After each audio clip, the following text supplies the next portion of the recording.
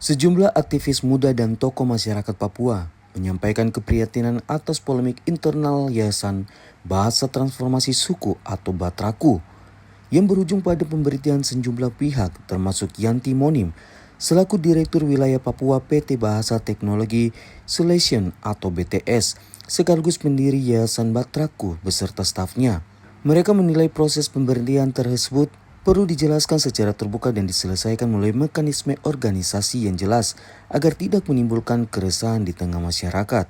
Manase Bernard Taime yang memperkenalkan diri sebagai Ketua Forum Peduli Kemanusiaan sekaligus Ketua LSM Gempur Kabupaten Jayapura menyebut keputusan pemberhentian tersebut diduga tidak melalui tahapan yang semestinya. Ia menilai Yanti Monim selama ini memiliki peran penting dalam membangun jaringan penerjemahan Alkitab ke berbagai bahasa daerah di Papua. Menurut Manase, kontribusi Yanti Monim dan timnya telah menghasilkan sejumlah kitab yang diterjemahkan ke dalam bahasa daerah sehingga keputusan pemecatan tanpa tahapan peringatan dinilai perlu dipertanyakan. Ia juga menyoroti adanya dugaan pemberhentian terhadap sejumlah staf lokal Papua dalam yayasan tersebut. Manase meminta agar penyelesaian persoalan dilakukan secara adil dan tetap menghargai kontribusi pekerja lokal yang selama ini terlibat langsung dalam kerja-kerja sosial dan kemanusiaan.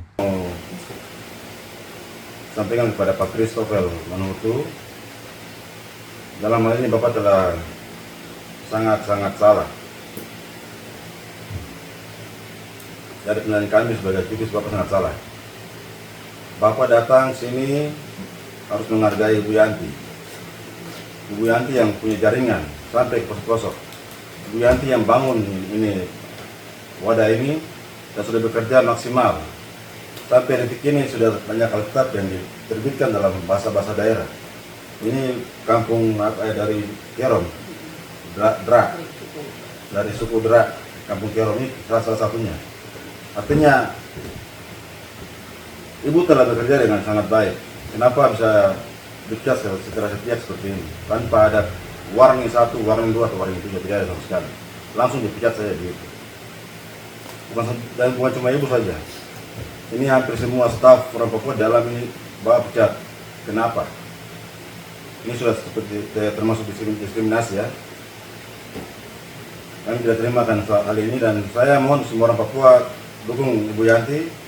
Kami maju bersama-sama untuk pekerjaan mulia ini, pekerjaan ini yang menciptakan, membuat terjemahan Alkitab ke bahasa suku, bahasa kampung-kampung. Ini sangat susah pekerjaan ini, butuh waktu bertahun-tahun.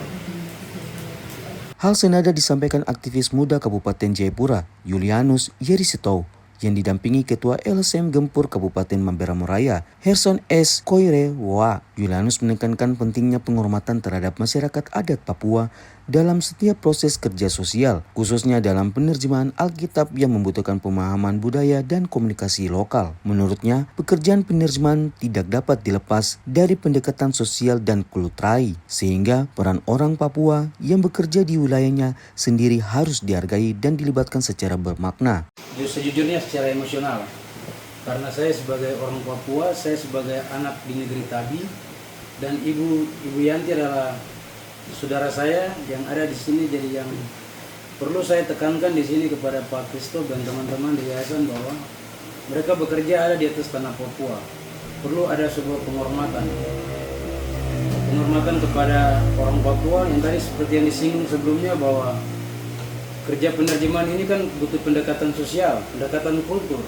Ya, tidak bisa orang Amerika langsung datang bisa buat penerjemahan bahasa salah satu bahasa di Kabupaten Jayapura.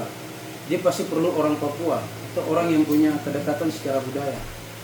Jadi untuk Pak Christoph ini kita kasih ultimatum untuk beliau harus segera mengklarifikasi atau bila perlu diurus secepatnya untuk Ibu Yanti ini bisa kembali. Karena sebagai aktivis muda dan anak-anak muda kan pasti ujung-ujungnya kan kami berimbas kepada aksi. Ketika hal ini tidak diindahkan atau imbauan kami tidak diindahkan oleh Pak Christoph, kami akan aksi. Bahkan bisa berujung pada mungkin kantornya kami akan palang. Para aktivis mendesak pimpinan Yayasan Batraku dan pihak terkait untuk segera memberikan klarifikasi serta membuka ruang dialog guna menyelesaikan konflik secara damai. Mereka menyatakan akan terus mengawal proses penyelesaian sengketa tersebut dan berharap tidak terjadi eskalasi yang dapat merugikan semua pihak. Sementara itu, Yanti Monim selaku pendiri Yayasan Bahasa Transformasi Suku atau Batraku menjelaskan bahwa dirinya telah mendapatkan somasi dari David Nayoan selaku manajer SDM yang menurut Yanti harusnya diberikan surat peringatan terlebih dahulu terkait tuduhan pengancaman penutupan Batraku. Yang diberikan tanggal 1 Desember 2025 adalah isi somasinya adalah ancaman untuk menutup kantor Yayasan Batraku. Itu somasi pertama karena menurut mereka Pak Bob sampaikan bahwa Bob Tim dengan Erik sebagai penerjemah, Erik Lego dari Manado, dia mendampingi kami dan bahwa saya bisa mengeluarkan kata tutup kantor karena saya merasa saya adalah pendiri, karena Pak Bob mengusir saya keluar dari BTS dan Yayasan Batraku. Oleh sebab itu saya bilang saya pendiri, jadi saya bisa tutup kantor. Kita bicara dulu kenapa mengeluarkan saya, sedangkan pekerjaan ada jalan. Jadi kita rapat dulu, setelah itu kita akan. Jadi kata menutup kantor itu mereka menganggap itu adalah bahasa hukum yang ancaman yang saya berikan. Itu somasi pertama yang dibuat oleh David Nayoan sebagai manajer SDM. Mengirim kepada saya tanggal 29, 30, tanggal 31, tanggal 1. Dalam waktu 2 hari dia membuat somasi. Harusnya ada surat peringatan kepada saya dulu. Tapi ini langsung dalam 2 hari dia bikin somasi dan dia kirim. Langsung mereka menghitung semua hak-hak saya di situ dan langsung mengirim surat lagi untuk memecat PHK. Itu dalam waktu 1 minggu saja. Hingga berita ini diturunkan, belum ada tanggapan resmi dari pihak-pihak yang disebut dalam pernyataan terkait sengketa pengurusan Yayasan Batraku. Dari Jayapura, Papua, Yesi Iriani, JTV mengabarkan.